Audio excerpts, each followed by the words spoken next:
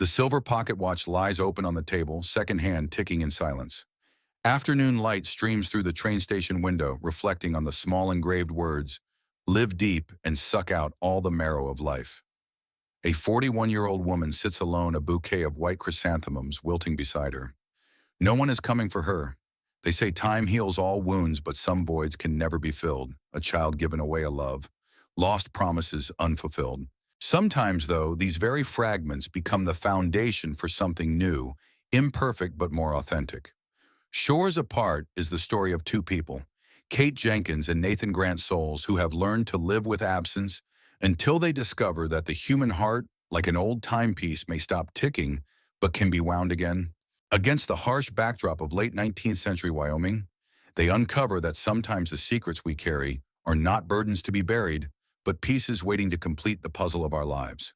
The snow came earlier than expected to Riverdale, Wyoming in the autumn of 1886.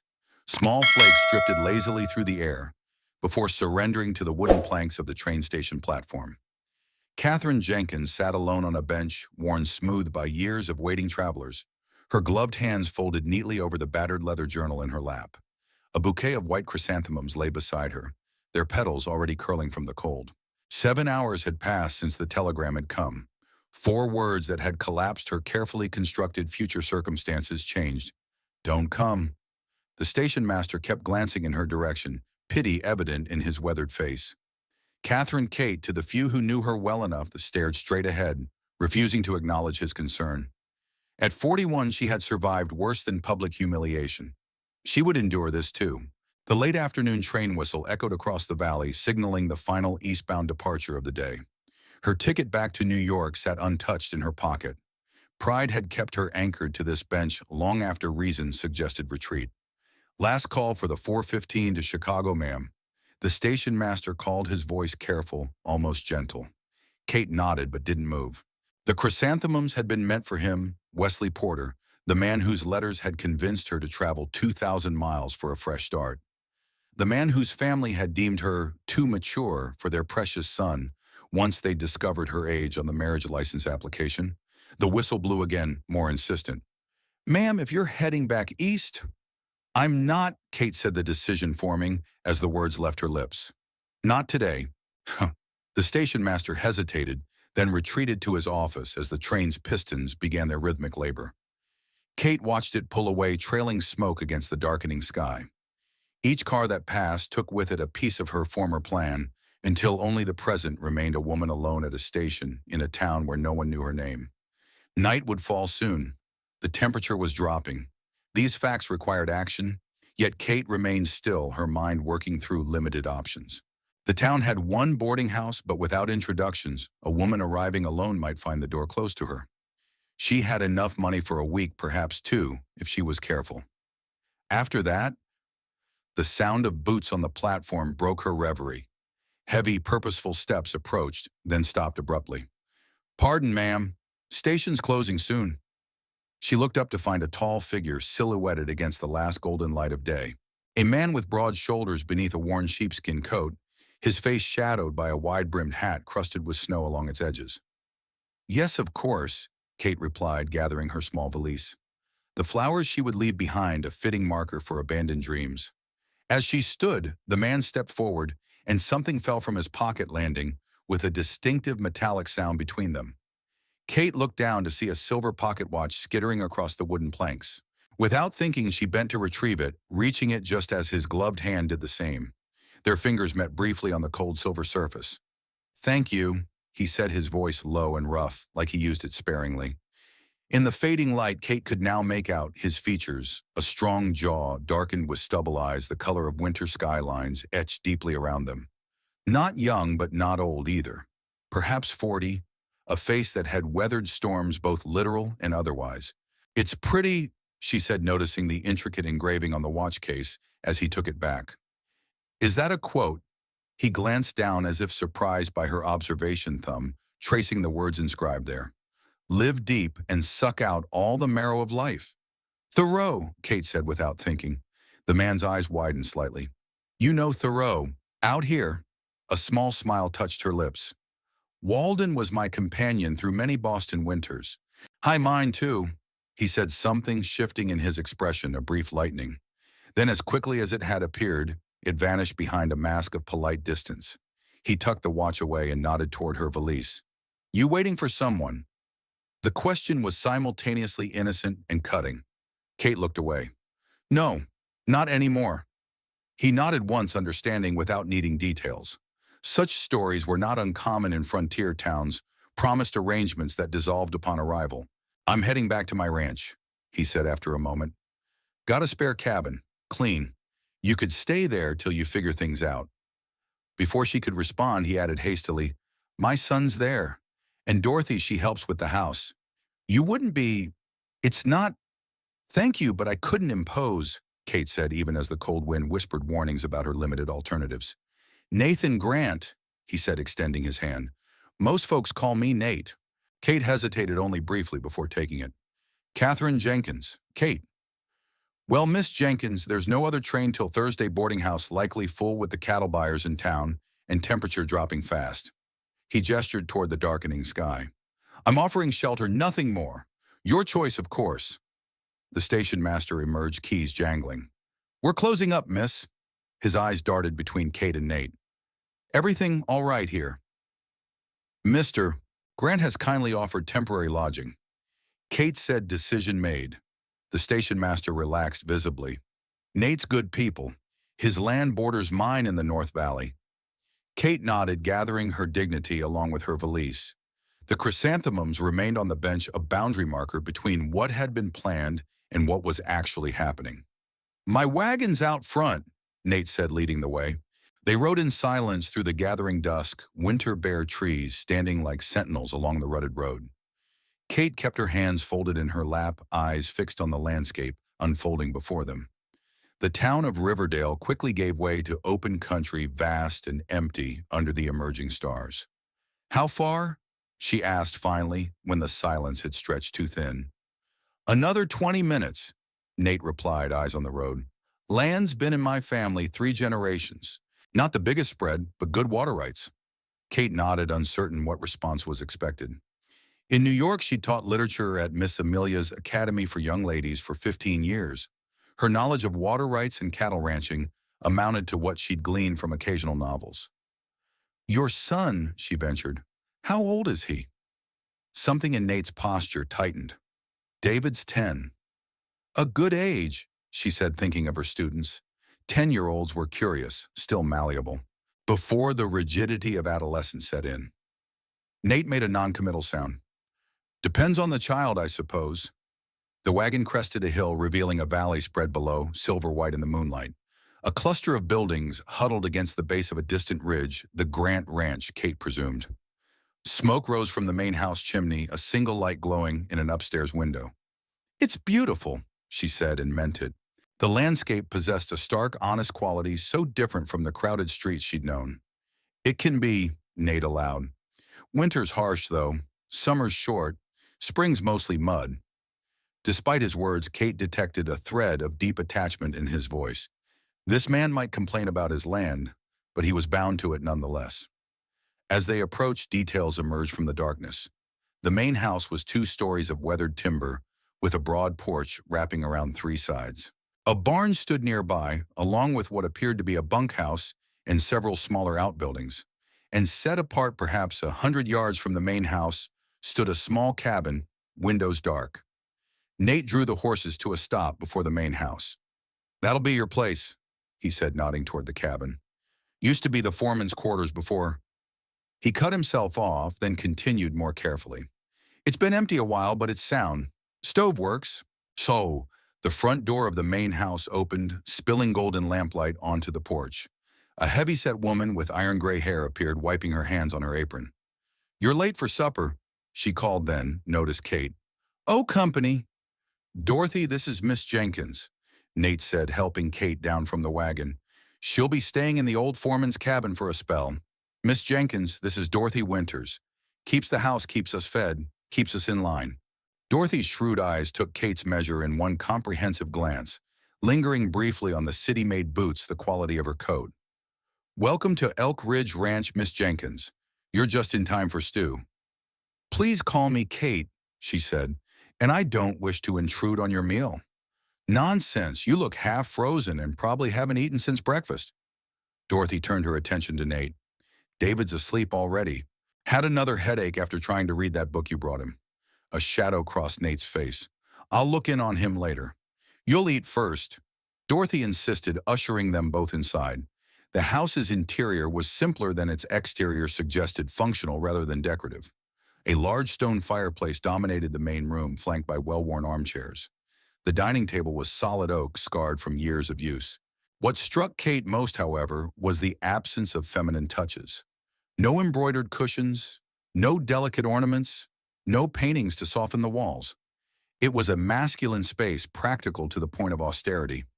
Please sit, Dorothy said, gesturing to the table as she disappeared into the kitchen. Kate removed her gloves and coat, hanging them carefully by the door before taking a seat. Nate remained standing, seemingly uncomfortable in his own home, with a stranger present. Your wife, Kate began, then hesitated when his expression tightened. Sarah passed 4 years ago. He said the words practiced, but no less heavy for their repetition. Complications from David's birth. I'm sorry, Kate said simply. Nate nodded once in acknowledgement. Then mercifully, Dorothy returned with 3 bowls of fragrant stew and a loaf of fresh bread. So, Miss Jenkins, Kate, Dorothy said as they began to eat, what brings you to our little corner of nowhere family nearby? No family, Kate replied, choosing her words carefully. I had an arrangement that didn't materialize. Dorothy's expression softened with understanding. Ah, one of those. Well, their loss. More stew. The meal proceeded with Dorothy filling the silence, chatting about town gossip, the early winter predictions for spring calving. Kate found herself warming to the older woman's straightforward manner. Nate contributed little, eating methodically while occasionally glancing toward the stairs that presumably led to his son's room. Mr. Grant, Kate said when there was a natural pause, I wonder if I might propose an arrangement while I'm here. Both Nate and Dorothy looked at her with equal surprise. I was a teacher in New York, she continued. If your son is struggling with reading, perhaps I could help in exchange for lodging. Nate's expression closed immediately. David doesn't need a teacher, he needs time. Nate, Dorothy said, her tone carrying a warning. You know what Dr. Taylor said. Dr. Taylor doesn't know everything. Nate cut in, rising from the table. Thank you for the meal, Dorothy. I'll show Miss Jenkins to the cabin. Kate recognized the abrupt end to both conversation and meal. She rose as well, thanking Dorothy, who pressed a basket into her hands. Bread and preserves for morning, the older woman said. Don't mind him. Boy's a sore subject. Outside, the night had grown colder, the stars sharp as glass shards in the black sky. They walked in silence toward the small cabin, their breath-forming clouds that hung briefly in the still air, before dissipating. The cabin's interior was basic but clean, a single room, with a cast-iron stove, narrow bed, small table, with 2 chairs, and a washstand with basin and pitcher. A bookshelf stood against one wall, surprisingly well-stocked.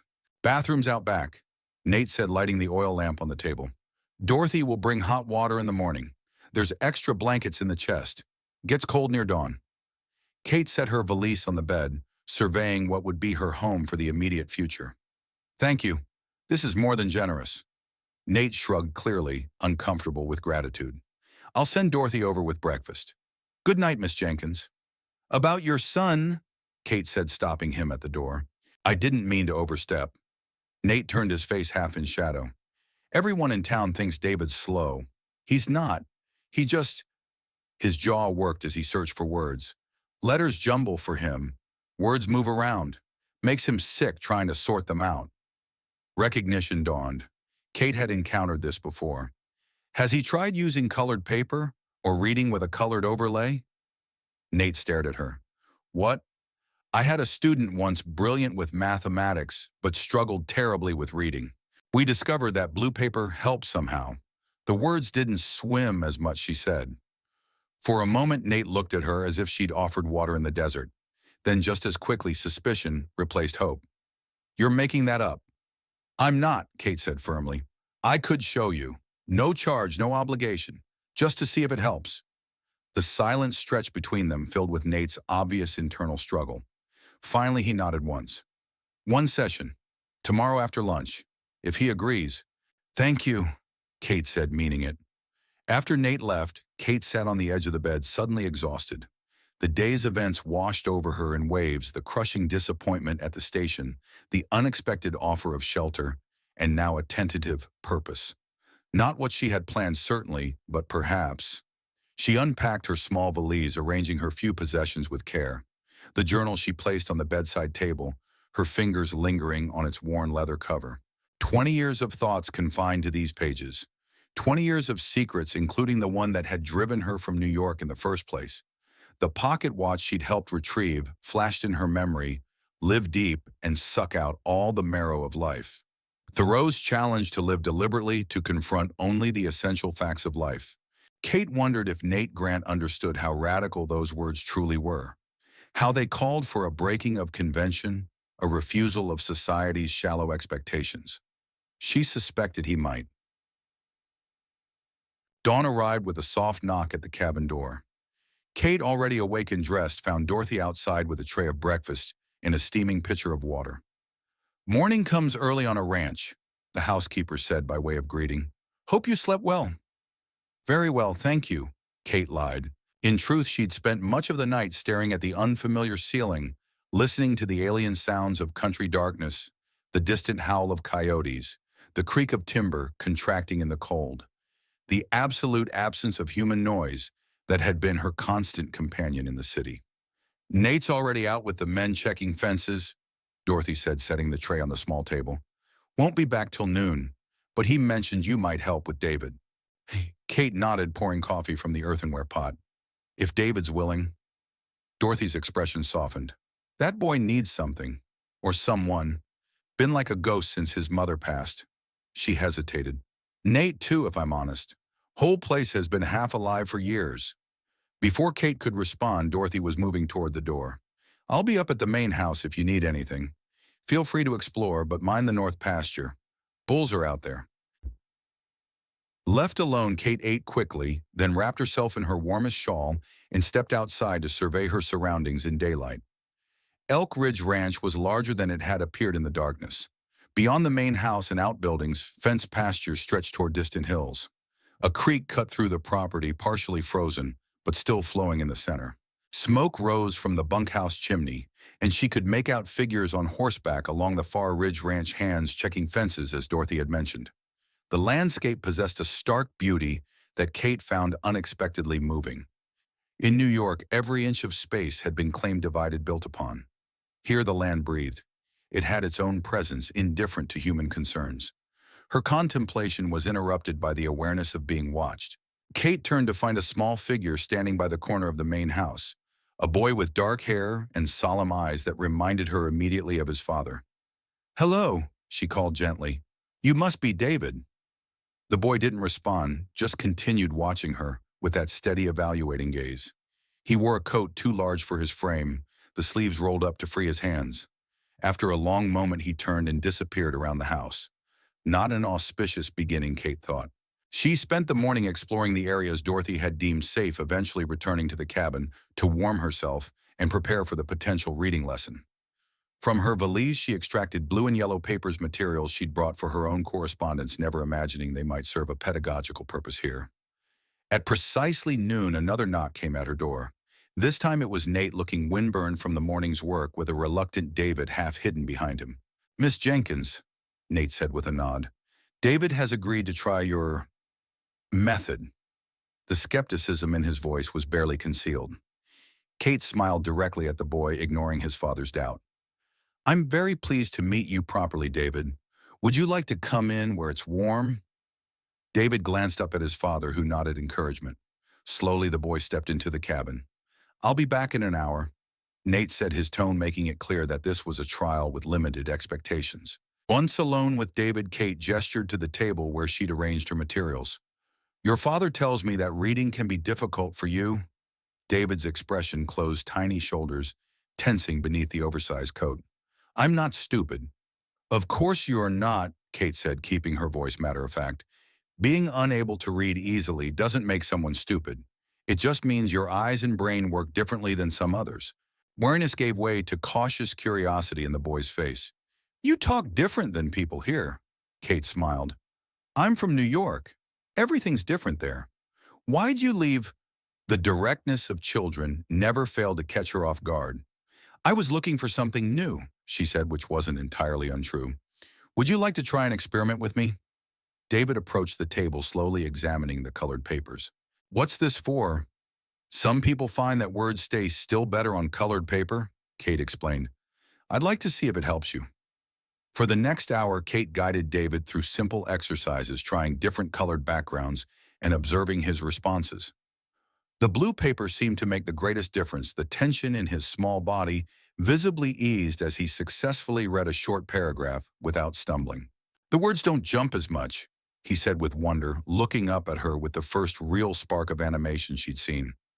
That's excellent, Kate said, careful not to overstate her enthusiasm and make him self-conscious. Shall we try another? They were so engrossed that neither noticed Nate's return until his shadow fell across the table.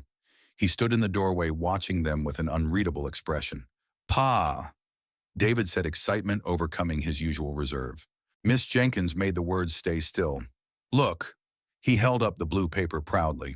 Something complicated crossed Nate's face, hope warring with what Kate suspected was fear that this improvement would prove temporary.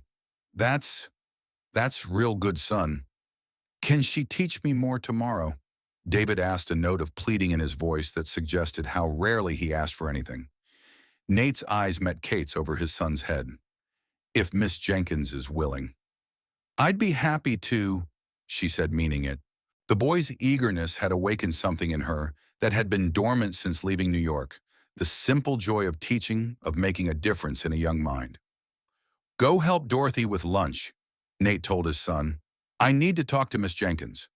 David hesitated, reluctant to leave his newfound source of learning. You won't send her away. The naked anxiety in the question made Kate's heart clench. How many people had this child seen leave? No, Nate assured him. Just grown-up talk. Go on now. When David had gone, Nate closed the door and turned to Kate, his expression guarded. What exactly did you do? Nothing revolutionary, Kate said. The colored paper provides contrast that helps some readers distinguish letters more easily. It doesn't work for everyone, but it seems to help David. Nate ran a hand through his hair, leaving it more disheveled than before. We've tried everything. 3 different teachers in town. All said he'd grow out of it or that he wasn't trying hard enough. They were wrong, Kate said firmly. David is both intelligent and trying very hard. His mind simply processes written language differently. Nate paced the small confines of the cabin, energy radiating from him like heat. Can you teach him properly, not just today? I can, Kate said, but it would take time. Consistency. How long are you staying in Riverdale? The question caught her off guard. In truth, Kate hadn't thought beyond the immediate future since watching that eastbound train depart without her. I'm uncertain. Nate stopped pacing, facing her directly. I'm proposing a formal arrangement. Room and board here, plus fair wages to teach my son until the spring thaw at least. By then we'll know if this method is really working. The offer was unexpected but not unwelcome. Kate had enough money to last perhaps a month if she was frugal. After that, her options were limited: return to New York in defeat or seek employment in a town where she knew no one and had no references. You don't need to decide right now, Nate added when she didn't immediately respond. Just consider it. I will, Kate promised. And in the meantime, I'm happy to continue helping David. Nate nodded, clearly uncomfortable with the vulnerability he'd shown in asking for help. Lunch is at the main house. Dorothy insists you join us. Certainly after he left, Kate sank into the chair, mind whirling. A temporary position teaching one student in this remote place. It wasn't what she'd planned when boarding the train west. But then nothing had gone according to plan. Perhaps that was a sign to abandon planning altogether and simply respond to what life presented. Live deep and suck out all the marrow of life. The words engraved on Nate's pocket watch echoed in her mind. Maybe this was her chance to do exactly that. The days settled into a rhythm. Mornings, Kate taught David in the cabin, using materials she adapted from her years of teaching in New York. Afternoons, when weather permitted, they ventured outside for practical lessons: botany from the winter dormant gardens, mathematics from measuring fence posts and calculating feed requirements, history from the artifacts Nate's grandfather had collected from the local Shoshone tribe. David flourished under her attention. His reading improved steadily, and with it his confidence. He began to smile more, to volunteer information, to ask questions that revealed a curious, thoughtful mind that had been trapped behind frustration. Nate watched this transformation with cautious optimism, keeping a certain distance that Kate eventually recognized as self-protection. He was afraid to hope too much, to believe that his son might overcome the challenges that had defined him. December arrived with bitter winds and knee-deep snow that transformed the landscape into a vast white canvas. Ranch work slowed, the cattle brought close to the barn for easier feeding. Evenings lengthened, filled with lamplight and conversation around the main house fireplace. It was during one such evening, 2 weeks before Christmas, that Dorothy announced they needed a proper celebration. David's first successful school term deserves recognition, she declared, hands planted firmly on broad hips. And it's been too long since this house had any festivity. Nate looked up from the ledger he'd been reviewing. We don't need a fuss, Dorothy.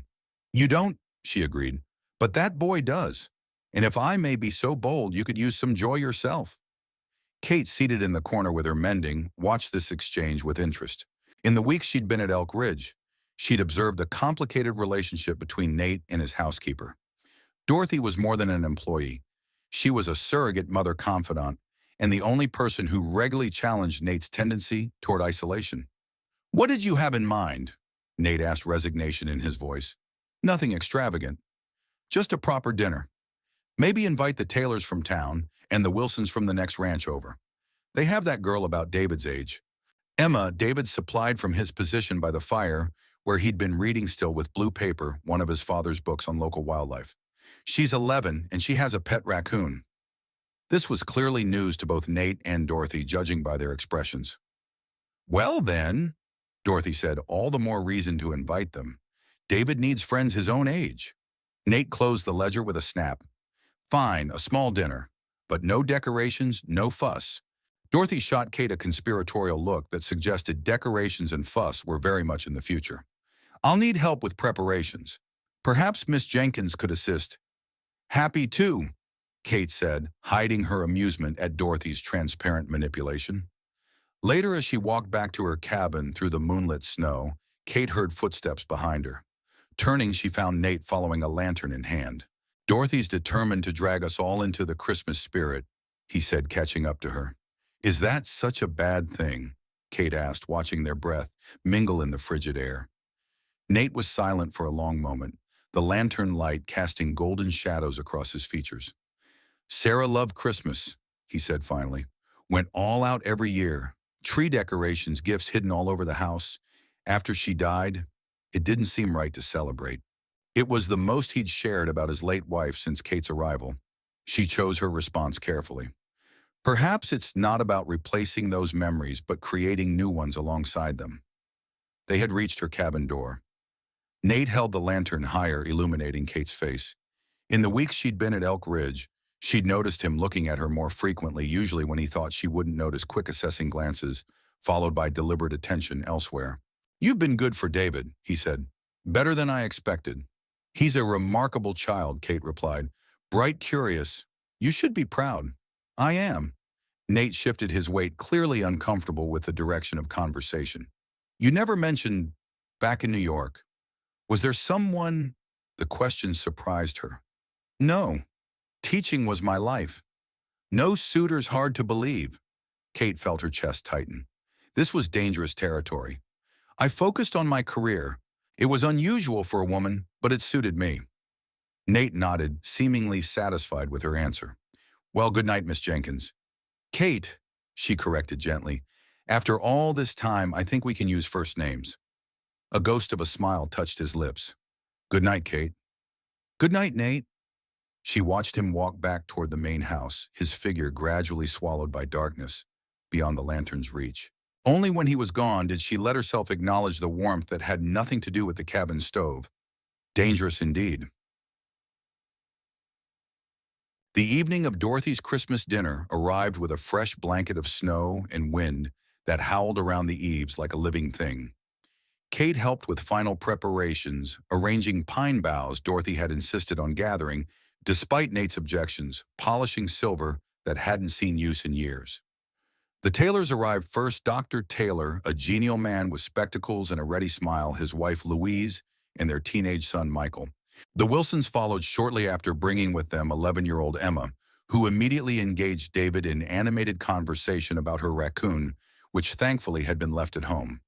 Kate found herself seated beside Dr. Taylor at dinner, while Nate occupied the head of the table, looking uncharacteristically formal in a clean shirt and pressed trousers. "I understand we have you to thank for David's progress," Dr. Taylor said to Kate as Dorothy served the roast. "Nate's mentioned your teaching methods with considerable admiration." "The credit belongs to David," Kate replied. "He's determined." "Like his father," Dr. Taylor observed with a knowing smile, "though Nate channels his determination differently." Across the table, Mrs. Wilson leaned forward. "Miss Jenkins, you must tell us about New York. Is it true the buildings are 6 stories high?" The conversation turned to Kate's former life, the bustle of city streets, the theaters and museums, the fashions and social seasons. She described it all with a detachment that surprised her, as if speaking of a place she'd visited rather than the city that had been her home for decades. "And why did you leave such excitement for our quiet corner of Wyoming?" Mrs. Taylor asked innocently, unaware of the weight behind the question. Kate felt Nate's eyes on her, attentive in a way that suggested he too was curious about her answer. "I was ready for a change," she said, the practiced response flowing easily. "New experiences." "Brave woman," Mr. Wilson commented. "Most folks moving west are families or young people just starting out. Or those running from something," Mrs. Wilson added with a laugh that didn't quite disguise her curiosity. An uncomfortable silence fell, broken by David's clear voice. "I'm glad Miss Jenkins came here. She doesn't think I'm stupid." "David," Nate admonished gently. "Well, it's true," the boy insisted. "Everyone else did." Dr. Taylor cleared his throat. "I never thought you were stupid, David. Just that your brain works differently. Miss Jenkins has proven that with the right methods, those differences needn't be obstacles." The conversation moved on, but Kate remained aware of Nate's gaze returning to her periodically throughout the meal, thoughtful and assessing. After dinner, while the men retired to the study for brandy and the children played a board game by the fire, Kate found herself in the kitchen with Dorothy and the other women washing dishes. "You've brought life back to this house," Mrs. Taylor said quietly, handing Kate a plate to dry. "Nate's different since you arrived. Less withdrawn." "I've simply been teaching David," Kate demurred. Mrs. Wilson exchanged a knowing look with Mrs. Taylor. "It's more than that, dear. This is the first social gathering at Elk Ridge since Sarah passed. First Christmas celebration, too, I'd wager." "How long will you be staying?" Mrs. Taylor asked. Kate set down the plate she'd been drying. "Until spring at least. We agreed to evaluate David's progress then." "Just his progress?" Mrs. Wilson asked with raised eyebrows. Before Kate could formulate a response, Dorothy intervened. "That's enough matchmaking, ladies. Miss Jenkins is a teacher doing her job admirably. Now shall we serve the pie?" Later, as the evening wound down and guests prepared to depart, Kate found herself momentarily alone with Emma Wilson's mother in the hall. "I didn't mean to make you uncomfortable earlier," Mrs. Wilson said, voice low. "It's just that we've all worried about Nate these past years. Raising a boy alone, especially one with David's challenges, it's not easy." "He's doing an admirable job," Kate said.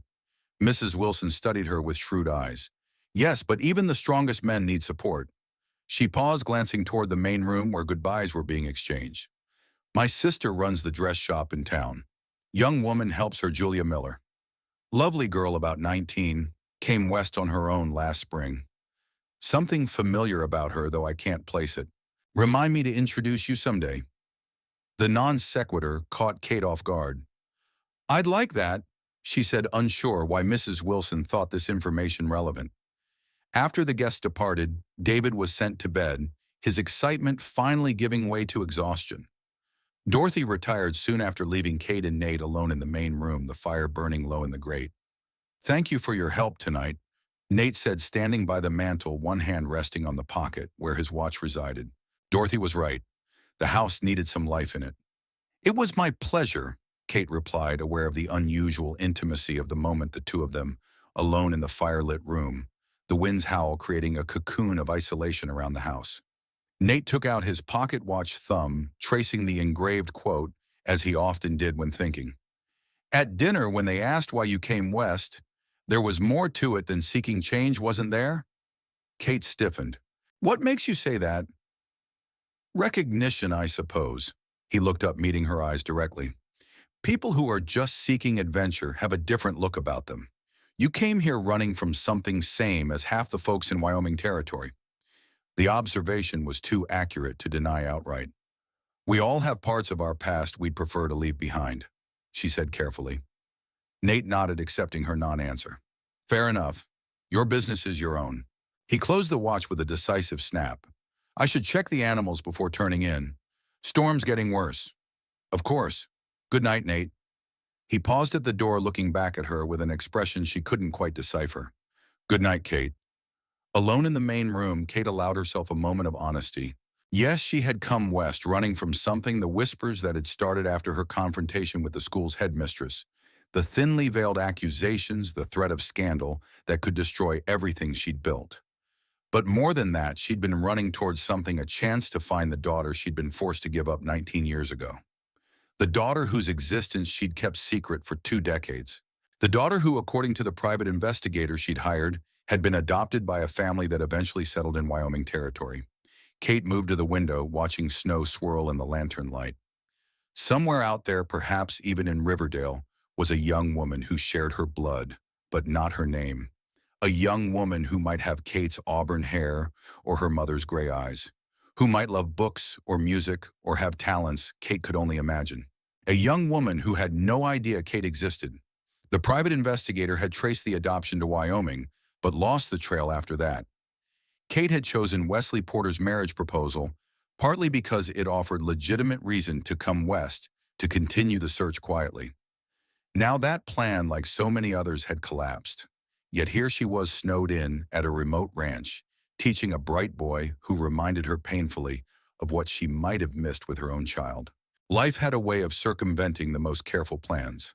The fire popped, sending sparks up the chimney. Kate turned from the window, gathering her shawl around her shoulders. As she prepared to leave for her cabin, something on the mantel caught her eye, a leather-bound notebook similar to her own journal, but more worn, its edges softened by frequent handling. Without quite meaning to, Kate found herself reaching for it. The book fell open naturally to a well-read page, revealing handwriting that wasn't Nate's more delicate feminine. I've been reading Thoreau again. Nate teases that I care more for a dead philosopher than my living husband, but there's something in Walden that speaks to my soul. Live deep and suck out all the marrow of life. If this illness takes me, I want Nate to remember those words. To live fully, not just survive. David will need that example. Today, Kate closed the book quickly, heart pounding. Sarah's journal. A private record of thoughts never meant for her eyes. She replaced it exactly as she'd found it, feeling like an intruder in a conversation across time. The front door opened, admitting a gust of cold air, and Nate dusted with snow. He stopped short when he saw her still standing by the fireplace. Everything all right? He asked, stamping snow from his boots. Yes, Kate said too quickly. Just warming myself before going to the cabin. His eyes went to the mantel, then back to her face, expression unreadable. Storm's bad. Might be better to stay in the house tonight. Guest room's made up. The offer was practical, not personal, yet Kate felt a flutter of something dangerous in her chest. Thank you, but I'll be fine. It's not far. Nate studied her for a moment longer, then nodded. I'll walk you over with the lantern. Outside, the storm enveloped them in a world of white. Nate held the lantern high, illuminating a path through snow that had already drifted knee-deep in places. They moved slowly, close enough that their shoulders occasionally brushed. Thank you again for tonight, Kate said, raising her voice above the wind. It meant a lot to David. And to you? Nate asked the question, almost lost in a gust. Kate glanced at him, surprised. Yes, it's been some time since I felt part of a gathering like that. They reached the cabin door, but neither moved to open it. Snowflakes caught in Nate's hair and on the shoulders of his coat, transforming him momentarily into something otherworldly in the lantern light. Mrs. Wilson was matchmaking, he said abruptly. I want to apologize for that. Kate felt heat rise to her cheeks despite the cold. There's no need. It's what people do. Still, Nate shifted uncomfortable. I wouldn't want you to think that is our arrangement is professional. I respect that. Of course, Kate said, ignoring a twinge of what might have been disappointment. Purely professional. Nate nodded once definitive. Right. Well, good night then. Good night. Inside the cabin, Kate leaned against the closed door, listening to Nate's retreating footsteps until they were swallowed by the storm's howl. The day had been full of unexpected currents, the dinner guests' assumptions, Wilson's cryptic comments about the dress shop girl, the glimpse of Sarah's private thoughts, and now this awkward exchange with Nate. Purely professional. The words echoed as Kate prepared for bed, stoking the stove against the deepening cold. It was for the best, she told herself. She hadn't come west seeking romance. Her purpose was singular, find her daughter if possible, and then what she had never planned beyond that moment of discovery. Would her daughter want to know her? Would she understand the circumstances that had led to the adoption? Would she forgive Kate for giving her up? These questions had haunted Kate for 19 years, intensifying as her daughter's 18th birthday approached and past, marking the legal end of childhood and the theoretical possibility of reunion. The storm reached a crescendo wind shrieking around the cabin's eaves. Kate lay in bed listening, her mind too full for sleep. Images kaleidoscoped behind her closed eyes, David's face lighting up as he successfully read a difficult passage. Nate's expression softening as he watched his son, Sarah's words in the journal, speaking across years to a husband who still carried her watch close to his heart. And somewhere beyond the storm, a young woman who might have Kate's features, who might be wondering about her own origins on this cold Wyoming night. So many secrets, so many unspoken truths. Kate turned onto her side, pulling the blankets tighter as the temperature in the cabin dropped. Tomorrow she would ask Dorothy about the dress shop in town, about Julia Miller. Another small step in a journey that had already taken so many unexpected turns. Outside, the wind continued its lonely song, binding them all in its wild embrace, the living and the dead, the seekers and the sought, the lost and the found, all suspended together in the heart of the Wyoming winter. January arrived with a ferocity that surprised even the longtime residents of Riverdale. Snow piled in drifts taller than a man, and temperatures plunged so low that the creek froze solid enough to bear the weight of a wagon. Ranch work narrowed to essentials, feeding livestock, breaking ice in water troughs, and maintaining enough heat to prevent freezing to death during the long nights. The enforced confinement brought changes to life at Elk Ridge. With outdoor activities limited, Kate's lessons with David moved to the main house, where the large kitchen table provided ample space for books and papers. Dorothy's presence as she kneaded bread or stirred stew created a domestic atmosphere that felt increasingly natural to Kate, who found herself lingering in the warm kitchen long after lessons concluded. Nate, too, spent more time indoors than was his custom. Unable to engage in the physical labor that usually occupied his days, he turned his attention to ranch accounts and correspondence, often working at one end of the kitchen table, while Kate taught at the other. This proximity led to a gradual shift in their relationship. Small exchanges over David's progress gave way to longer conversations about books, ranching, philosophy, and eventually cautiously their respective paths. I never planned to run the ranch, Nate admitted one evening as they sat by the fire after David had gone to bed. My brother Thomas was supposed to inherit. He had the head for business, the patience for it. I was more interested in geology, if you can believe it. Kate, who had been mending one of David's shirts, looked up with interest. What changed? A shadow crossed Nate's face. Spanish influenza, 1878. Took Thomas, my parents, and half the town in 2 weeks. I was away at university in Denver. By the time I got word and returned, they were already buried. I'm sorry, Kate said, the inadequate words all she had to offer. Nate stared into the flames, lost in memory. Ranch was in bad shape. Hired hands had moved on, cattle scattered. Bank was ready to foreclose. His hands, work roughened but elegant, turned the pocket watch that was his constant companion. I dropped out of school, came home, started rebuilding. Met Sarah a year later when she came to teach at the town school. Kate could picture it, a younger Nate, grief-hardened, but still burning with determination, catching the eye of an educated woman who'd chosen the frontier over more comfortable options. She must have been remarkable. She was. His voice softened. Stubborn as hell, full of ideas about how things should be done. Drove me crazy those first years. A small smile touched his lips. She's the one who insisted we build the library collection, said any child of ours would need knowledge of the world beyond Wyoming. Kate thought of the well-stocked bookshelves in the main house, the mix of practical manuals and literary classics. Evidence of Sarah's influence remained everywhere, if one knew where to look. "And you?" Nate asked, turning the conversation unexpectedly. "Your family in New York?" Kate kept her eyes on her stitching. "Gone now. Father passed when I was 22, mother 5 years later. No siblings." "That's when you started teaching." "Before that, actually. Father believed in education for women unusual for his time. I started at Miss Amelia's as an assistant teacher at 19. The familiar cover story flowed easily, containing enough truth to sound authentic while obscuring the painful realities. She had indeed started teaching at 19, but only after returning from the 6-month rest cure her parents had invented to explain her absence while she gave birth to a daughter she held only once. "Never married?" Nate asked, then immediately backtracked. "Forgive me, that's too personal." "It's all right," Kate assured him. "No, I never married. Teaching was fulfilling, and Miss Amelia's was progressive enough to allow unmarried women on staff." No. What she didn't say was how close she had come once. Robert Caldwell, a literature professor, who'd given guest lectures at the school. Their shared love of Dickens and Austen had blossomed into something more, and for a brief, heady time, Kate had believed a future together possible. Until she'd confessed her secret, believing honesty, the foundation of any true partnership.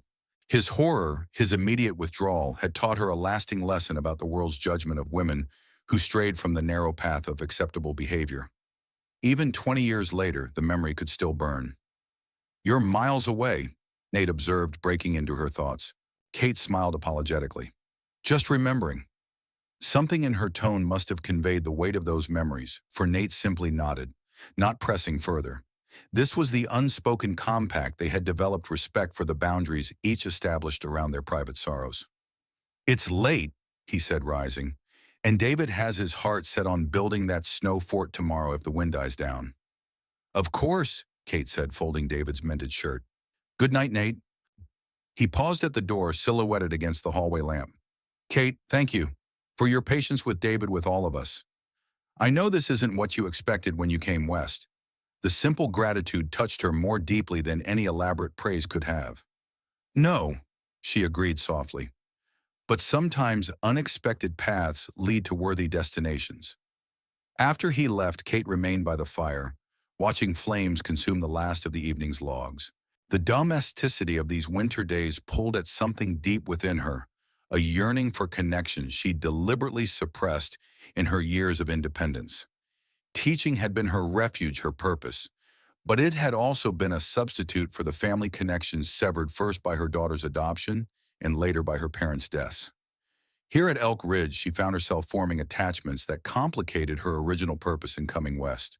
David's eagerness for her approval, Dorothy's growing friendship, and most dangerous of all, Nate's quiet presence, all were becoming threads in a fabric of belonging that would be painful to tear when the time came to leave. And leave she must, whether or not she found her daughter. Spring would bring the end of her teaching arrangement with Nate, and while he might offer to extend it, Kate knew better than to embed herself too deeply in a life constructed on partial truths. The following week brought a brief respite in the weather, a false spring that melted the top layer of snow into slush before temperatures plunged again, transforming everything into treacherous ice. Nate deemed the roads passable enough for a trip into town for mail and supplies, and Kate seized the opportunity to accompany him, eager for a change of scenery after weeks of confinement. Riverdale in winter was a study in monochrome. White snow, gray buildings, black smoke rising from chimneys into a pearl-colored sky. The main street comprised a general store, post office, small bank, doctor's office, saloon, and a handful of other businesses, including the dress shop Mrs. Wilson had mentioned at the Christmas dinner. "I need to check on a fencing order at Miller's," Nate said as he pulled the wagon to a stop before the general store, "and collect whatever mail's accumulated. You're welcome to look around, though there's not much to see." "Actually," Kate said, trying to sound casual, "I thought I might visit the dress shop. Mrs. Wilson mentioned it at Christmas. Nate looked surprised but nodded. Wilson's Dry Goods and Apparel just down the street. Martha Wilson runs it with her niece. We can meet at the general store in an hour. Perfect, Kate agreed, already scanning the street for the shop in question. Wilson's proved easy to find, a narrow storefront with a bay window displaying fabric bolts and a single dress form draped in blue calico. A bell chimed softly as Kate entered, breathing in the familiar scents of cotton wool and beeswax. "Be right with you," called a voice from the back room. Kate moved slowly among the displays, running her fingers over fabrics that represented luxury on the frontier, fine wools, sturdy canvas, and even a small selection of silks, likely reserved for special occasions. "Sorry to keep you waiting," said the same voice as a curtain separating the shop from a back workroom parted. "Mrs. Wilson's in Cheyenne until, oh." The young woman who emerged stopped short, her greeting dying on her lips as she saw Kate. For a suspended moment they stared at each other, mutual shock rendering them both speechless. She was perhaps 19 or 20, with auburn hair several shades darker than Kate's own, and clear gray eyes that might have been borrowed from Kate's mother. Her features held echoes of Kate's, the same high cheekbones, the same slight widow's peak, but arranged uniquely, a familiar melody played in a different key. "I'm sorry," the young woman recovered, first smoothing her apron with hands that trembled slightly. "You startled me. I'm Julia Miller. How can I help you today?" Julia Miller, the name Mrs. Wilson had mentioned at Christmas. Kate's heart hammered against her ribs, but years of disciplined self-control allowed her to respond with outward calm. "Catherine Jenkins. I'm staying at Elk Ridge Ranch teaching Nathan Grant's son." "Oh, you're Miss Jenkins." "Ha." Julia's face brightened with recognition. "Mrs. Wilson mentioned you at Christmas. You're from New York," she said. "Yes," Kate confirmed, studying the young woman's face for any hint of recognition beyond the social. "And you from Riverdale originally?" Julia busied herself rearranging a stack of folded shirts. "No, I came west last spring. From Illinois." Illinois. The private investigator's trail had led to a family in Illinois before going cold. Kate's pulse quickened. "What brought you so far?" she asked, striving for a conversational tone. Julia glanced up, a shadow passing behind her eyes. "A fresh start. Isn't that why most people come west?" Before Kate could respond, the shop bell chimed again as another customer entered, one of the women from the Christmas dinner, Mrs. Taylor. "Miss Jenkins," she exclaimed. "What a lovely surprise. And Julia, dear, I've come about Emma's dress for the spring social." The opportunity for private conversation vanished as Mrs. Taylor launched into detailed requirements for her daughter's new dress. Kate lingered, pretending interest in various fabrics while observing Julia, her confident handling of Mrs. Taylor's demands, her graceful movements as she showed sample stitches, the slight furrow between her brows as she concentrated on taking measurements. So much like and unlike the infant Kate had held briefly 2 decades ago. Could this poised young woman truly be her daughter? Or was Kate's desperate hope manufacturing connections from coincidence? "Miss Jenkins," Mrs. Taylor's voice broke into her thoughts. "Will you be attending the spring social? It's the first significant event after winter's isolation, quite the celebration." "I hadn't heard of it," Kate admitted. "Oh, you must come. Everyone attends, dancing, food, a proper gathering to welcome better weather. Julia's making my dress, and she could certainly accommodate another order. Couldn't you, dear?" Julia nodded, eyes meeting Kate's briefly before sliding away. "Of course, though fabric choices are limited until the spring shipments arrive." "I'll consider it," Kate said, aware that her hour was nearly up. "Thank you for your assistance, Miss Miller." Outside, the cold air helped clear Kate's whirling thoughts. The encounter had been brief, inconclusive, yet charged with possibility. Julia Miller was the right age, had come from Illinois, where Kate's daughter had been traced, and bore a resemblance that might be coincidence or might be blood. But how to proceed? Kate couldn't simply announce herself, especially if she was mistaken. And even if Julia was her daughter, what right did Kate have to disrupt the young woman's life with revelations about a mother who had given her away? These questions occupied Kate's mind throughout the return journey to Elk Ridge, rendering her poor company for Nate, who eventually gave up attempts at conversation and let the silence stretch between them, punctuated only by the creak of wagon wheels on hard-packed snow. February brought renewed storms and deeper isolation. For a week, Elk Ridge was cut off entirely from town, the road impassable even to the most determined traveler. During this enforced seclusion, Kate found herself alternately grateful for the reprieve from decision-making regarding Julia and frustrated by the delay in confirming her suspicions. The weather also drove the ranch's residents into closer quarters than ever. Kate's lessons with David expanded to include Dorothy, who decided it was never too late to improve her reading skills, and occasionally Nate, who would pause in his own work to listen as Kate read aloud from Walden or Wuthering Heights. One evening, as a particularly violent blizzard raged outside, David asked Kate to tell a story instead of reading one. "Something you make up," he clarified. "About New York, maybe." Kate hesitated, unused to being the center of attention in this way. Dorothy was knitting by the fire, and Nate had paused in his ledger work, both clearly interested in her response. "Well," Kate began, "I could tell you about the time I got lost in Central Park during the Great Blizzard of '65. David settled more comfortably in his chair, eyes bright with anticipation. "Were you scared?" "Terrified," Kate admitted. "I was only 5, and I'd wandered away from my nurse during our walk. The snow came so suddenly, visibility reduced to nothing in minutes." She wove the tale carefully, describing her childish wonder at the transformed park, followed by growing fear, as familiar landmarks disappeared under white blankets and darkness began to fall. She told of taking shelter in the hollow of a great oak, of being found by a lamplighter making his rounds of the reunion with her frantic parents. "Were they angry?" David asked when she finished. "They were too relieved to be angry," Kate said, the memory warming her, despite the years between. "My father carried me all the way home through snowdrifts up to his knees, telling me stories to keep me from being afraid." "What kind of stories?" David pressed. Kate smiled. "Norse myths, tales of frost giants and the frozen world of Niflheim. He said if I understood winter's magic, I need never fear it." "Your father sounds like a wise man," Nate observed quietly. "He was," Kate agreed. "A professor of comparative literature who believed stories were as necessary as bread." "Son like you," David said with the directness of children. "You think stories matter." Kate felt a curious tightness in her throat. "I do." "Tell us another," Dorothy encouraged, needles clicking steadily. "Maybe one about growing up in the city." The invitation opened a door Kate usually kept firmly closed.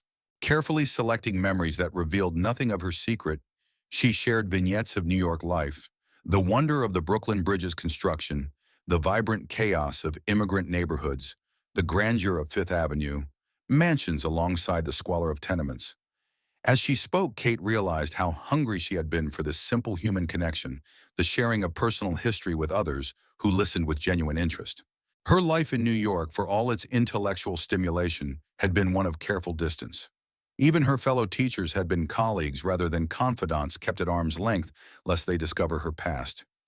Here, paradoxically, where she still maintained significant secrets, Kate felt more authentically herself than she had in years. "You miss it," Nate said later, after David had gone to bed and Dorothy had retired. They sat alone by the fire, the blizzard still howling beyond the windows. "New York, I can hear it in your voice when you speak of it." Kate considered the observation. "I miss certain aspects. The libraries, the theaters, the sense of being at the center of things." She looked around the room with its solid frontier furniture and walls of squared logs.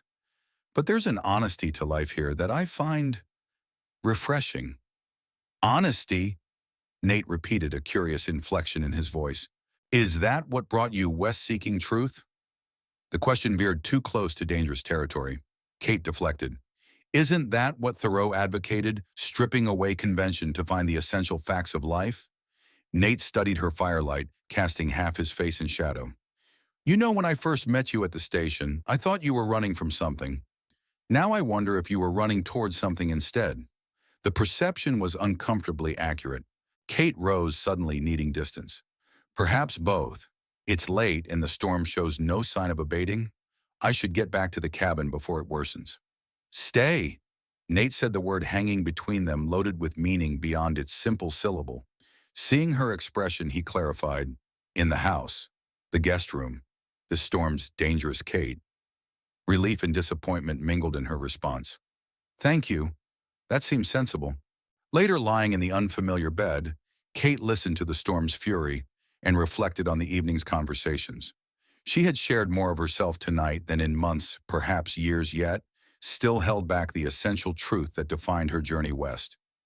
Both truth and falsehood, she thought, remembering Nate's observation about honesty. The contradiction characterized her entire existence at Elk Ridge. Genuine connection, built atop a foundation of careful omission.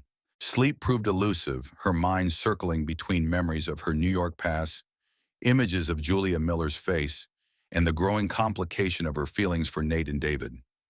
Eventually abandoning rest, Kate rose and wrapped herself in a borrowed robe, intending to make tea in the kitchen. The main house was silent, except for the storm's assault and the occasional settling of logs in the dying fire. Kate moved quietly through the darkened rooms, familiar enough now to navigate without light. In the kitchen, she had just set the kettle on the stove when a sound behind her made her turn. Nate stood in the doorway, similarly unable to sleep, his hair tousled, an expression unguarded, in a way she rarely saw during daylight hours. "Couldn't rest either?" he asked, voice rough with fatigue. Kate nodded. "The storm, and too many thoughts." "Same." He moved into the kitchen, keeping a careful distance. "Tea." "Yes, would you like some, please?" They worked together in silence, the domestic intimacy of the moment striking Kate with its unfamiliarity. How strange that this simple act, preparing tea with a man in a quiet nighttime kitchen, felt more revealing than hours of conversation. "My mother always said a watch pot never boils," Nate observed as they both stared at the kettle. Kate smiled. "Mine too, along with warnings about idle hands and the devil's workshop." "Universal parental wisdom," Nate agreed, then grew serious. "Kate, there's something I should tell you. About David." The shift in tone caught her attention. "What is it?" Nate leaned against the counter, eyes fixed on some middle distance. "His reading difficulties, they're not just happenstance. They run in Sarah's family. Her brother had the same problem, struggled all through school. Eventually gave up, turned to drinking. Died young in a bar fight." Kate absorbed this information, understanding its significance. "You're afraid the same fate awaits David." "I was," Nate admitted, "until you came. Now I see another path for him." The kettle began to whistle and Kate moved it off the heat, using the moment to collect her thoughts. "David is fortunate to have a father who recognizes his needs. Many children with similar difficulties are simply labeled lazy or deficient. Like I did," Nate said, self-recrimination evident, "before you showed me differently." Kate poured the boiling water over tea leaves, the familiar ritual steadying. "We all have blind spots when it comes to those we love." The words hung in the air, laden with implication neither was prepared to address directly. Instead, they carried their tea to the main room, where embers still glowed in the fireplace. Sitting in adjacent chairs, they watched the storm's fury through windows that rattled with each gust. "Spring will come eventually," Nate said after a long, companionable silence. "Roads will clear. You'll have decisions to make." Kate warmed her hands on the teacup. "As will you, regarding David's education going forward." "I'd like you to stay," Nate said, the words emerging with effort. "Beyond our original agreement, David needs consistency, and he responds well to your methods." It was the opening Kate had both hoped for and dreaded, an invitation to remain, that made her search for Julia more feasible, while simultaneously deepening connections that would inevitably be severed. "I'll consider it," she said, neither accepting nor refusing. Nate nodded, respecting her caution. "Of course. No rush to decide." They finished their tea in silence, the storm gradually subsiding outside its initial fury, spending itself into steady, gentle snowfall. When Kate rose to return to her room, Nate did the same, their movements synchronized by unspoken awareness. At the foot of the stairs, they paused, standing close enough that Kate could detect the faint scent of leather and wood smoke that always seemed to cling to him. "Thank you," Nate said quietly, "for the stories earlier, for sharing pieces of yourself with us." Kate looked up at him, struck by the genuine gratitude in his voice. "It's easy to share with those who listen well." Something shifted in Nate's expression, a softening around the eyes, a slight parting of lips that sent a current of awareness through Kate's body. For a suspended moment, the air between them seemed charged with possibility. Then David called from upstairs, his voice small and frightened. Papa, are you there? The moment broke. Nate stepped back, reality reasserting itself in his expression. Nightmares. The storm. Of course, Kate said, gathering her composure. Good night, Nate. Nasum.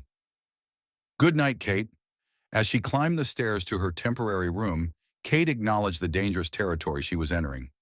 Emotional attachment to Nate and David complicated her original purpose, yet she couldn't bring herself to wish it otherwise. For the first time in decades, she felt the possibility of genuine connection, of belonging somewhere with someone. But that connection was built on incomplete knowledge. Nate didn't know about her daughter, about her search. And Kate was increasingly certain that Julia Miller was indeed the child she had surrendered 20 years ago. The certainty came not just from physical resemblance or circumstances, but from a bone-deep recognition that defied logical explanation. Sooner or later, these separate currents of her life would converge. The only question was whether the resulting confluence would create a sustainable river or a devastating flood. March arrived with gradual, thawing mud, replacing snow as the primary obstacle to travel. When the road to town finally cleared enough for wagons, Kate seized the opportunity to visit Riverdale again, this time alone. She presented the trip as a chance to obtain new reading materials for David, which was true as far as it went, though not her primary motivation. Wilson's Dry Goods and Apparel was quiet when Kate entered the bell above the door, announcing her arrival to an empty shop. She browsed slowly, listening for movement in the back room. "Hello," she called when several minutes passed without anyone appearing. "Coming," answered a voice, Julia's voice. The curtain parted and the young woman emerged, hands dusted with chalk, evidence of pattern cutting interrupted. "Miss Jenkins, welcome back. I hope I'm not disturbing you," Kate said, noting the slight flush on Julia's cheeks, the way she tucked a strand of hair behind her ear. Gestures Kate herself made when flustered. "Not at all. Mrs. Wilson's visiting her sister again, so I'm minding the shop alone." Julia brushed chalk from her apron. "How can I help you today?" Kate had prepared her approach carefully during the long winter nights. "I'm looking for fabric for a new dress, for the spring social Mrs. Taylor mentioned." Julia brightened. "Oh yes, we received a shipment last week. Some lovely cottons and even a bolt of silk from San Francisco." She moved to a display near the window. "What color were you thinking? Blue, perhaps? Or green?" Kate followed, watching as Julia's capable hands unfolded various options. "This would suit you," Julia said, holding up a length of deep teal cotton, "with your coloring." The observation gave Kate the opening she sought. "I was thinking the same about you, actually. We have similar complexions." Julia looked up surprised. "Do we? I hadn't noticed." "The auburn hair," Kate elaborated, "and your eyes gray like my mother's were." A shadow passed over Julia's face, quickly masked. "What a coincidence." "Yes," Kate agreed, watching carefully. "Quite a coincidence." Julia refolded the fabric with precise movements. "Did you want to place an order for a dress?" "I think so," Kate said, abandoning the delicate probing that seemed to be causing the young woman discomfort. "Something simple, suitable for a country social." They spent the next half hour discussing styles and measurements, the conversation remaining determinedly professional, despite Kate's gentle attempts to learn more about Julia's background. The young woman skillfully deflected personal questions, maintaining a polite but definite distance. As Kate prepared to leave her purchase arranged, she made one final attempt. "You mentioned you're from Illinois originally. What town, if I may ask?" Julia paused, measuring tape suspended in her hands. "Springfield," she said after a brief hesitation. "But I prefer to focus on the present. The past, it's behind me." Schomermin. The statement, simple but laden with unspoken complexity, resonated with Kate's own philosophy of recent decades. She nodded, recognizing boundaries she herself had established throughout her life. "Of course. I look forward to seeing the dress." Outside, Kate paused on the boardwalk, heart hammering. Springfield, Illinois. The very city where the private investigator had traced the adoptive family, the Millers, before losing their trail. This was no coincidence. This was confirmation. Julia Miller was almost certainly her daughter. The knowledge should have brought triumph, or at least satisfaction, at a search successfully concluded. Instead, Kate felt a curious hollowness. Finding Julia was supposed to be the culmination of her journey west, yet it now seemed merely the beginning of a far more complex navigation. The young woman clearly had no interest in excavating her past. She had built a new life in Riverdale, independent and forward-looking. What right did Kate have to disrupt that carefully constructed present with revelations about a birth mother who had given her away? And beyond that ethical question lay the practical reality of Kate's own situation. She had created a life at Elk Ridge temporary, based on partial truths but increasingly meaningful. David was flourishing under her tutelage. Nate was gradually opening to the possibility of a future beyond his grief. Kate herself was discovering aspects of her character long suppressed under the weight of secrecy and solitude. Revealing herself to Julia would inevitably mean revealing herself to everyone her past, her shame, the lie of omission that underpinned her presence in Wyoming. The consequences would ripple outward, affecting not just her relationship with her daughter, but with Nate, with David, with the community that had cautiously accepted her. These thoughts occupied Kate throughout her return journey to Elk Ridge, where she found Nate and David working on spring repairs to the barn roof. They greeted her with matching smiles that tugged at something deep in her chest, a sense of belonging she had no right to claim. "Find what you needed in town?" Nate asked, climbing down from his ladder. Kate hesitated, the question encompassing so much more than he intended. "Yes," she said finally, "and no. It's complicated." Nate studied her perception, sharp beneath his casual manner. "Most worthwhile things are." That evening, after David had gone to bed, Kate found herself standing on the porch watching stars emerge in the vast Wyoming sky. The air held the first hint of spring warmth, a promise of renewal after the long winter. Footsteps announced Nate's approach before he appeared beside her, offering a steaming mug. "Coffee. Thought you might need it." "Thank you." She accepted the mug, grateful for its warmth and the small gesture of consideration it represented.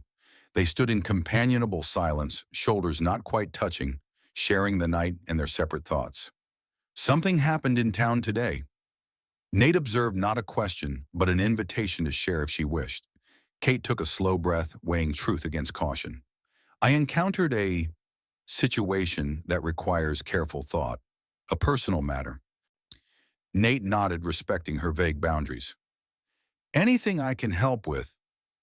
The question, simple but sincere, nearly undid her careful composure. How long had it been since anyone had offered help without conditions or judgment, since she'd allowed herself to lean on another's strength? "I'm not sure anyone can help," she said honestly. "Some decisions can only be made alone." Nate turned to face her, silhouetted against the star-filled sky. "Kate, whatever brought you west, whatever you're facing now, you're not alone anymore. Not unless you choose to be." The words penetrated defenses built over decades of self-reliance. Kate felt her eyes fill with unexpected tears, and she looked away quickly, unwilling to show such vulnerability. A warm hand covered hers where it rested on the porch railing. Brief contact, a simple human connection offered without demand. Then Nate stepped back, respecting her need for space. "Good night, Kate," he said quietly. "Remember what Thoreau wrote, 'Heaven is under our feet as well as over our heads.' Sometimes the answers we seek are closer than we think." After he left, Kate remained on the porch, considering his words and the gentle touch that had accompanied them. The situation was impossibly tangled, her daughter found, but unreachable, her heart opening to a man and child who knew only parts of her truth, her future suspended between multiple possible paths, none without significant loss. Yet in this moment, under the endless Wyoming sky, Kate felt a curious peace descend. Whatever tomorrow brought tonight, she was exactly where she needed to be, poised at the confluence of past and future, watching stars gather in the infinite darkness, listening to the quiet breathing of a house where, despite everything, she had found something like home. April arrived at Elk Ridge with a riot of green, the landscape transforming almost overnight from winter's monochrome to spring's vibrant palette. Meadows that had lain dormant beneath snow erupted with wildflowers, lupine paintbrush, and columbine creating splashes of color against new grass. The creek swelled with snow melt, its voice changing from winter's hushed whisper to spring's exuberant chorus. Kate watched this rebirth with mixed emotions. Spring's beauty brought joy, but also marked the approaching end of her formal teaching arrangement with Nate. Though he had invited her to stay beyond their original agreement, she had yet to give him a definitive answer. The discovery of Julia's identity had complicated an already complex situation. In the months since confirming her suspicions about the young dressmaker, Kate had visited Wilson's shop twice more, each time engaging Julia in careful conversation that revealed little beyond surface details. The young woman maintained a polite but definite reserve, sharing nothing of her past or personal circumstances beyond what Kate already knew. It was clear that Julia had no interest in exploring connections with strangers, no matter how well-intentioned. Meanwhile, life at Elk Ridge continued its steady rhythm. David's reading had improved dramatically, his confidence growing alongside his skills. He now devoured books meant for children several years older, particularly drawn to adventure tales in natural science. Watching him read aloud to Dorothy in the evenings, pride evident in his clear voice, Kate felt a bittersweet satisfaction. She had helped him overcome significant obstacles, but at what cost to her own emotional well-being?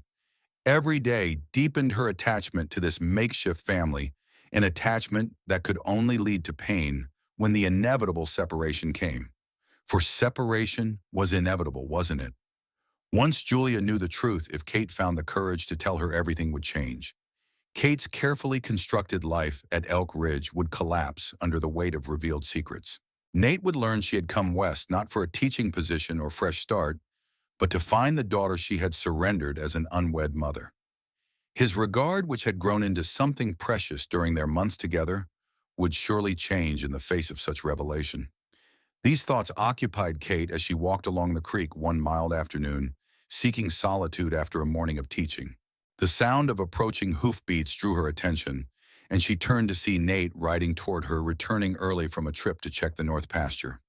"Beautiful day," he called, dismounting to walk beside her. "David said you'd headed this way." "I needed some air," Kate explained, conscious of his tall presence beside her, the way he shortened his stride to match hers. "Spring makes me restless." "Me too," Nate admitted, leading his horse by the reins. "After being cooped up all winter, the open space feels like freedom." They walked in companionable silence for a while, following the creek's winding path through meadows dotted with early wildflowers. Nate occasionally pointed out landmarks or plants of interest, his deep knowledge of the land evident in casual observations about soil conditions, wildlife patterns, and changes from previous years. "You love this place," Kate said, not a question, but a recognition. "I do," Nate agreed. "Didn't always. When I first returned from university, the ranch felt like a prison, the embodiment of dreams deferred." He glanced at her, then back at the horizon. "Sarah changed that. She saw beauty where I saw only obligation." Kate nodded, understanding. "She helped you see your prison as home." "Yes." Nate stopped walking, turning to face Kate directly. "Just as you're helping David see letters as gateways rather than barriers." The comparison caught her off guard. "That's different. It's just teaching method, not what," Nate challenged gently. "Not transformation. Not opening someone's eyes to possibilities they couldn't see before." Kate looked away, uncomfortable with both the praise and the intensity in his gaze. "David would have found his way eventually. He's remarkably bright." "Perhaps, but you made the journey less painful." Nate stepped closer, close enough that Kate could feel the warmth radiating from him. "Kate, I've been thinking about the future, about what happens when spring ends." Her heart quickened. "I've been thinking about that too. And," Nate's voice held careful neutrality, but his eyes betrayed deeper emotions. Kate took a steadying breath. "There are complications I haven't shared with you. Things about my past, about why I came west." Before she could continue, hoofbeats sounded in the distance, a rider approaching at speed. They both turned to see one of the ranch hands, Joe Miller, galloping toward them with obvious urgency. "Mr. Grant," he called, reining his horse to an abrupt stop. "Message from town. There's been a fire at Wilson's shop. Doc Taylor said to fetch you right away." "Anyone hurt?" Nate demanded, already moving toward his horse. "The Wilson woman's fine, she wasn't there. But her niece—" Joe glanced at Kate, then back to Nate. "Doc's got her at his office. Says it's bad. Burned smoke. Julia." Kate whispered the name, escaping before she could stop it. Nate was already mounting. "Kate, stay with David. Tell Dorothy what's happened. I'll ride to town and see what's needed." "No," Kate said, decision crystallizing in an instant. "I'm coming with you." Nate looked ready to argue, then registered something in her expression that gave him pause. "Joe, lend Miss Jenkins your horse. Then ride to the ranch and update Dorothy." Minutes later, they were galloping toward Riverdale, the urgency of their mission overshadowing the unfinished conversation by the creek. Kate rode with a desperation born of 20 years of separation, heart-pounding, with the terrible possibility that she might lose her daughter before ever having the chance to know her.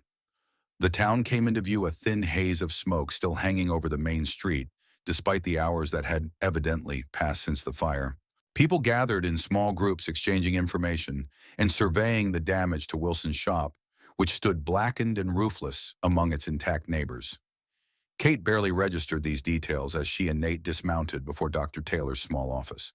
The doctor himself opened the door at their knock, his usually jovial face grave with concern. "Nathan," he acknowledged, then noted Kate with mild surprise. "Miss Jenkins, come in." His. The office smelled of antiseptic and smoke, an unsettling combination. Dr. Taylor led them past his examination room to a small recovery area at the back, where a single bed held a still figure, partially covered with clean white sheets. Julia lay motionless, her face blessedly unmarked, but her arms and hands wrapped in bandages. Her breathing was labored, each inhalation a visible effort. Mrs. Taylor sat beside the bed, sponging the young woman's forehead with a damp cloth. "She was trapped in the back room," Dr. Taylor explained quietly. "Smoke inhalation is the main concern, though she has burns on her arms and hands from trying to extinguish the blaze. I've done what I can, but—" He didn't need to complete the sentence. The gravity of Julia's condition was evident in every labored breath, in the gray pallor beneath her skin. "What happened?" Nate asked, keeping his voice low. "Lamp oil near a stove, from what we can piece together. Martha Wilson had gone to visit her sister in the next county. Julia was alone, working late on dresses for the spring social." Dr. Taylor sighed, the sound heavy with professional frustration. "If she makes it through tonight, she has a chance. But her lungs took a great deal of smoke." Kate moved to the bedside, her legs unsteady. Looking down at Julia's face slack in unconsciousness, she was struck anew by the resemblance to her own mother. The same decisive chin, the same arch of eyebrows. "May I sit with her?" Kate asked, voice barely audible. Mrs. Taylor looked up in surprise. "You know Julia well." "No," Kate admitted. "Not well, but—" She faltered, unable to explain the connection that pulled at her very core. "Miss Jenkins has a calming presence," Nate supplied, stepping closer to Kate in silent support. "An experience with sick rooms, I believe." This fabrication, offered so readily to smooth her way, touched Kate deeply. She shot Nate a grateful glance as Mrs. Taylor rose, clearly relieved to be relieved. "I'll make some fresh coffee," the doctor's wife said. "You'll call if there's any change." "Of course," Kate promised, taking the vacated chair. When they were alone with Julia, Nate positioned himself at the foot of the bed, watching Kate with quiet intensity. "You know her better than you've let on," he observed, not an accusation but a statement of fact. Kate moistened the cloth Mrs. Taylor had left and gently wiped Julia's forehead. "Not exactly, but I have reason to think—" She stopped, gathering courage. "Nate, Julia Miller is my daughter." The words, spoken aloud for the first time, hung in the silent room. Kate kept her eyes on Julia's face, afraid to see Nate's reaction. "Your daughter," he repeated carefully. "But you said you never married." "I didn't." Kate continued, tending to Julia, the familiar motions of sickroom care, steadying her as she navigated treacherous, emotional waters. "I was 22, teaching at Miss Amelia's, living at home with my parents. There was a young man, a guest lecturer at the school. We became close. When I discovered I was expecting, he wanted nothing to do with the situation." Nate remained silent, allowing her to continue at her own pace. "My parents sent me away ostensibly for a rest cure at a private facility upstate. In reality, it was a home for unwed mothers. Julia was born there in February 1867. I held her once before they took her away for adoption." Kate's voice caught. "My parents arranged everything. A good family, they assured me. Respectable people who couldn't have children of their own." "And you never saw her again?" Nate supplied quietly. "Until Riverdale." Kate nodded, finally looking up to meet his gaze, expecting judgment, but finding only compassion. "I hired a private investigator last year. He traced the adoption to a family named Miller in Springfield, Illinois, but lost the trail after that. When I had the opportunity to come west, I took it. Your arrangement that didn't materialize, Nate recalled, the one you mentioned when we first met. Yes, Wesley Porter's proposal offered legitimate reason to travel west to continue searching. When that fell through, I was at a loss until you offered teaching work. Understanding dawned in Nate's expression. And then Mrs. Wilson mentioned Julia at Christmas dinner. She did. The coincidence seemed too great. A young woman named Miller recently arrived from Illinois about the right age. When I met her at the dress shop, the resemblance was unmistakable. Kate looked back at Julia at her daughter's face, so familiar yet unknown. But she has no idea who I am. And now you might lose her again before she ever knows the truth.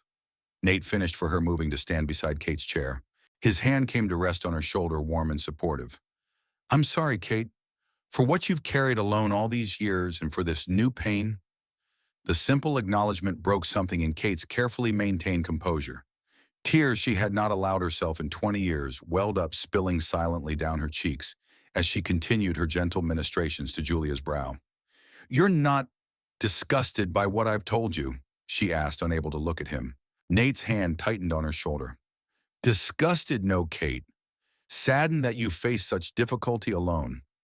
Angry at a society that punishes women for circumstances men walk away from freely. But not disgusted. Never that. His understanding so different from what she had experienced with Robert Caldwell, or feared from others who might learn her secret, loosened the bands of tension that had constrained Kate's heart for decades. She covered his hand with her own, a gesture of gratitude beyond words. They remained that way as afternoon faded to evening, the small room growing dimmer until Dr. Taylor brought a lamp and fresh water. He checked Julia's vital signs with practiced efficiency, his expression carefully neutral. No change, he reported, which at this point is actually encouraging. If she makes it through the night, cool. He left the rest unspoken, the cautious optimism of a physician who knew better than to promise recovery. Nate suggested they take turns sitting with Julia, but Kate refused to leave. I've been absent for 20 years, she said simply. I won't leave her now.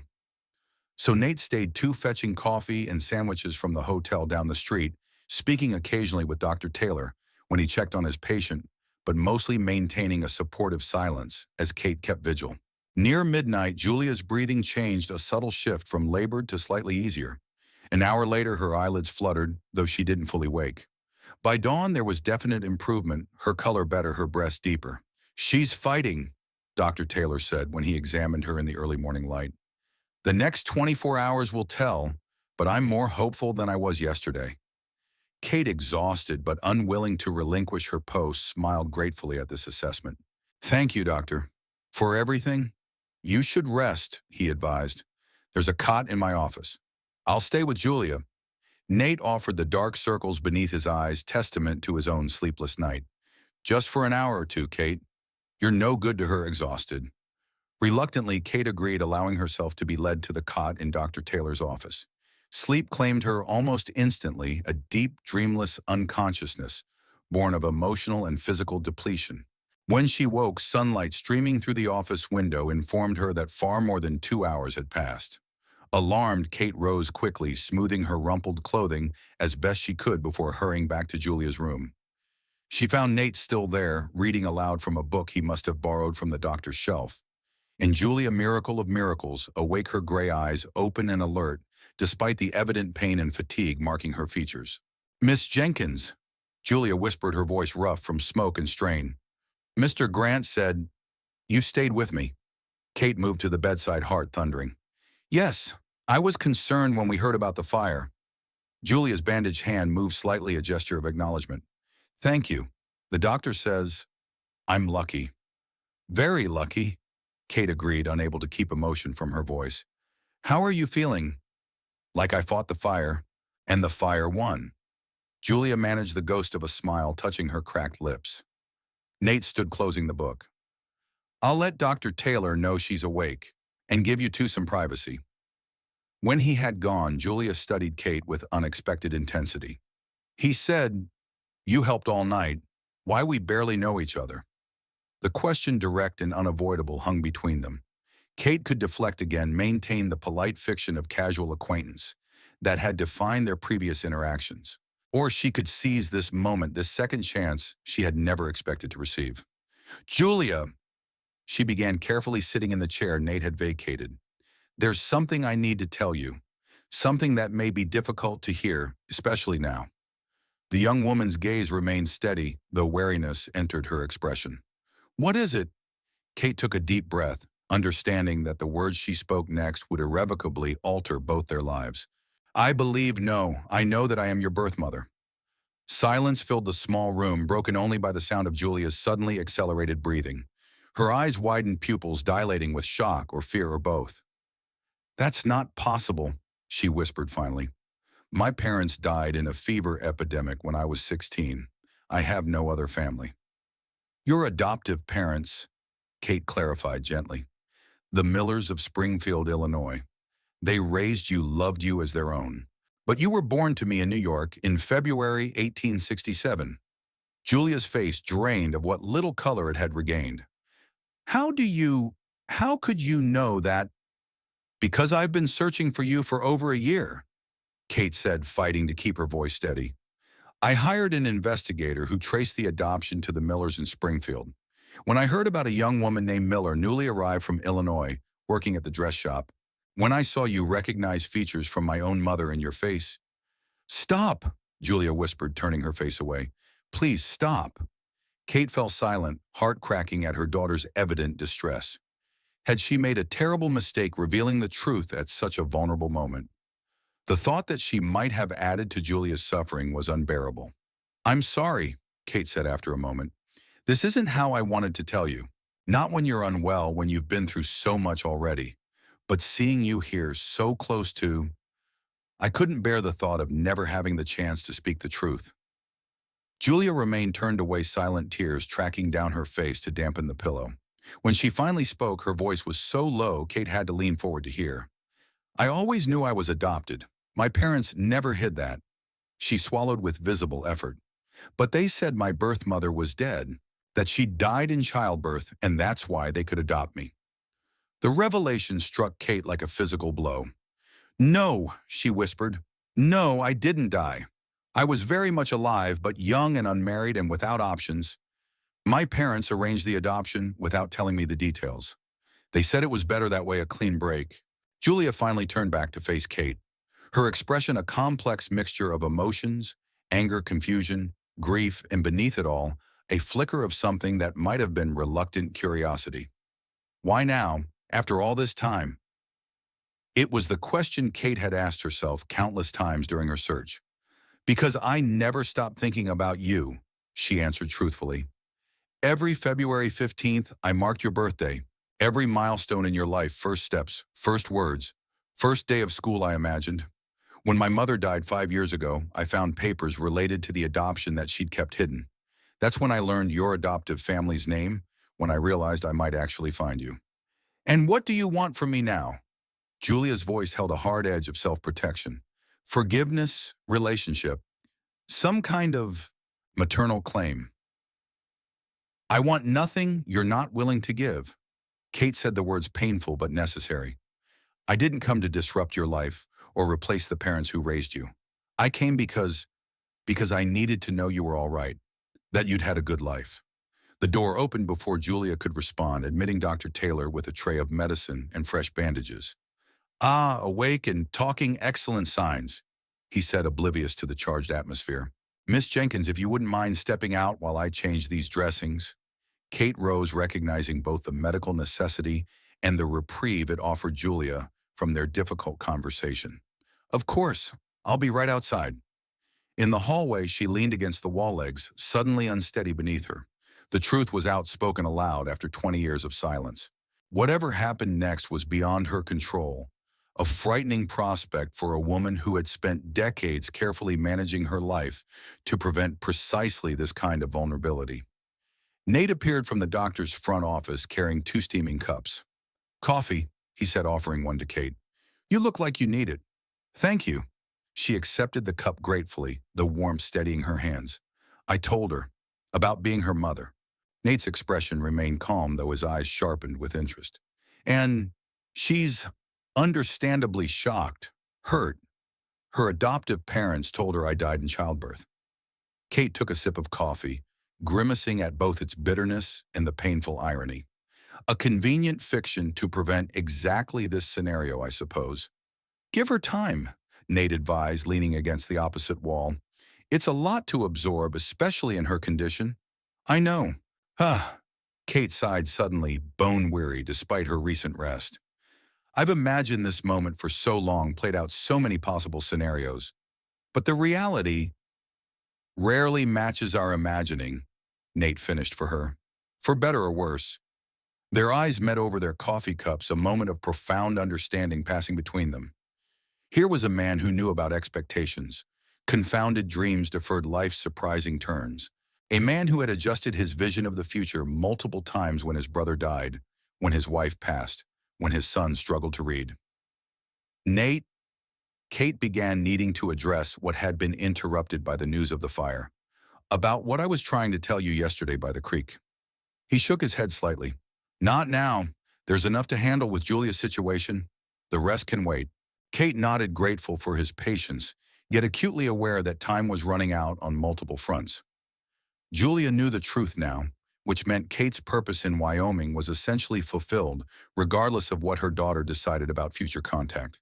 The teaching position at Elk Ridge had an agreed endpoint with Spring's arrival, and her growing feelings for Nate remained complicated by all these factors, not to mention the ghost of his beloved Sarah, who still occupied such a central place in his heart. Dr. Taylor emerged from Julia's room, closing the door softly behind him. She's resting now. The burns are painful but healing clean. Her lungs sound better than I expected. Will she recover fully?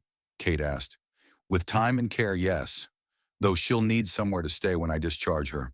The room above the dress shop is uninhabitable after the fire. Kate and Nate exchanged glances, a wordless communication passing between them. She can come to Elk Ridge, Nate said decisively. We have the space, and it would be good for her recovery to be away from town for a while. Dr. Taylor looked surprised but pleased. That's very generous, Nathan. I'll suggest it when she wakes again. After the doctor left to tend other patients, Kate turned to Nate, deeply moved by his offer. Thank you, but are you sure Julia may not want anything to do with me once she's had time to process what I've told her? Then she'll have space to make that decision at the ranch, Nate said simply. No pressure, just clean air and quiet to recover both body and mind. His consideration for both Julia and Kate reflected a depth of understanding that few had ever shown her. Not for the first time, Kate found herself wondering at the seeming chance that had brought her to Nate's ranch on that snowy evening, months ago. You're a good man, Nathan Grant, she said softly. A shadow of something like pain crossed his face. No better than most. Just familiar with how life can change in an instant, how the stories we tell ourselves about our futures rarely match what actually unfolds. Before Kate could respond, the door to Julia's room opened again, revealing the young woman herself standing unsteadily in the doorway, one bandaged hand braced against the frame. Julia! Kate moved forward instinctively, offering support. You shouldn't be up. I heard you, Julia said, her voice raspy but determined. Both of you, talking about taking me to your ranch. She looked directly at Kate, gray eyes so like Kate's mother's, sharp with a mixture of vulnerability and pride. I don't need charity. It's not charity, Nate said, stepping forward with the easy authority that seemed to calm others instinctively. It's neighborly help, which is how we survive out here. Besides, my son, David, has been wanting to meet the famous dressmaker Mrs. Wilson's been praising to anyone who'll listen. Julia's stance softened slightly, though wariness remained in her expression. I don't want to be a burden. You won't be, Kate assured her carefully, not touching the young woman, but staying close enough to catch her if she faltered.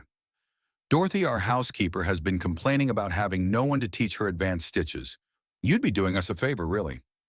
This small fiction offered to preserve Julia's dignity earned a ghost of a smile from the young woman. Mrs. Wilson says the same thing, that I'm doing her a favor by showing her new techniques. Then it's settled, Nate said in the tone that somehow ended discussions without seeming dictatorial. We'll bring the wagon once Dr. Taylor says you're fit to travel. Julia hesitated, looking directly at Kate. And you'll be there too. The question held layers of meaning beyond its simple words. Kate chose her answer carefully. I will be at Elk Ridge, yes. But Julia, please understand, I expect nothing from you.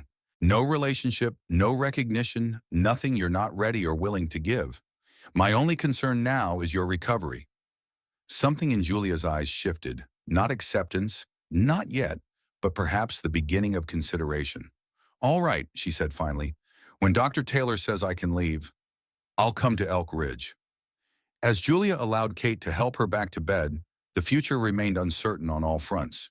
But for the first time in decades, Kate felt the weight of secrecy lift from her shoulders. The truth was known to Nate, to Julia, soon likely to others. Whatever came next would be navigated in the clear light of honesty rather than the shadows of concealment. Outside the window, spring sunshine illuminated the greening landscape, the new growth pushing through soil still bearing winter's memory. Like those persistent shoots, possibility was emerging from what had seemed barren ground. Different than imagined perhaps, but vital and real and full of potential. Kate watched her daughter drift back to sleep, her face already showing signs of the healing to come. Beside her, Nate stood quiet and steadfast, his presence a reminder that some connections form when least expected, but needed most. The three of them, mother, daughter, and the man who had inadvertently brought them together, poised at a confluence of separate rivers, become one stream. Where that stream would lead remained unknown. But in this moment, for the first time in 20 years, Kate allowed herself to simply be carried by its flow, trusting in the current of truth finally unleashed.